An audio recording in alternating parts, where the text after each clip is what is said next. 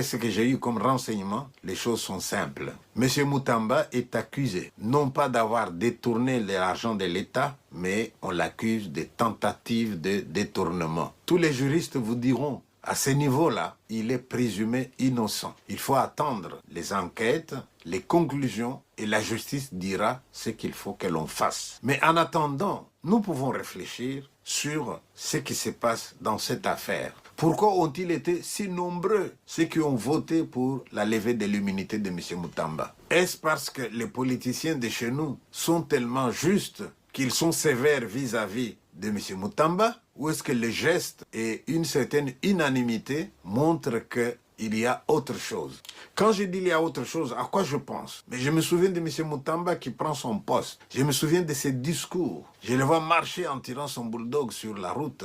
J'entends ses déclarations et je vois autour de lui des gens qui sont inquiets. Mais tous les Congolais ne sont pas inquiets parce que nous n'avons pas des affaires à traîner. Mais ceux qui savaient qu'avec le flair du chien, Moutamba finirait par les débusquer, eh bien, ils tremblaient comme ça. Alors, à ce moment-là, voter aujourd'hui pour la levée de l'immunité de M. Moutamba peut signifier deux choses. J'aime la justice.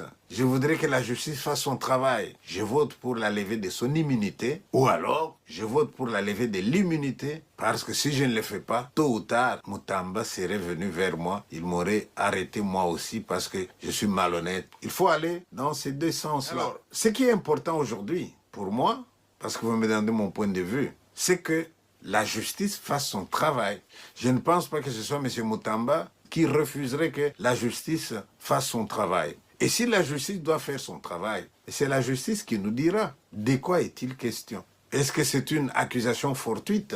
Est-ce qu'il est vraiment coupable de quelque chose? Tentative de détournement ou détournement? Et en pareille circonstance, que prévoit la loi? Cette question ne doit pas être laissée à la seule responsabilité des juristes. Les gens des autres disciplines peuvent émettre aussi un avis. Nous voyons dans des procès au niveau international des juristes qui font appel à certains experts, soit dans le domaine de la médecine, soit dans le domaine de la psychologie. C'est pour donner du relief à l'affaire et ne pas la trancher de manière précipitée. Et si on donne du relief à l'affaire, on peut se poser la question.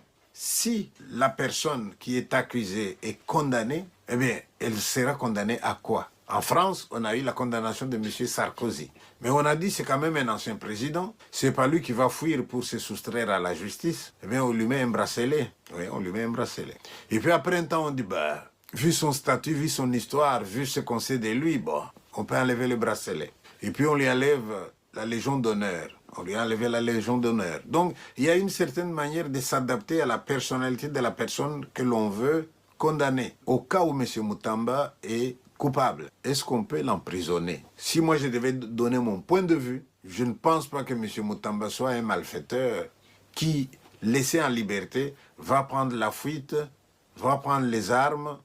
Si sa présence dans la société ne signifie pas qu'il va se soustraire à la justice, je pense qu'il fait partie des gens à propos de qui on peut aménager la peine. Comment l'aménager? C'est le travail des juristes. Alors le plus important, c'est quoi maintenant? C'est l'argent qu'on les récupère et l'argent qu'on l'affecte à ce à quoi il était destiné et qu'on fasse cette opération de manière pédagogique, qu'on montre comment ça se passe. À ce moment-là, l'affaire Moutamba aura servi à quelque chose, ça aura servi de leçon. Non seulement à lui-même, si jamais il n'a pas respecté la procédure, mais à d'autres aussi. Nous devrions éviter de mettre de l'eau au moulin de ceux qui se réjouissent tout simplement parce qu'ils avaient peur qu'un jour ou l'autre Moutamba les atteigne. Si jamais il s'avère que Moutamba avait commis une faute, ben, continuons la correction. Est-ce qu'il n'y a que lui ou il y a d'autres qui ont commis des fautes? Débusquons tous ces gens-là, récupérons l'argent, construisons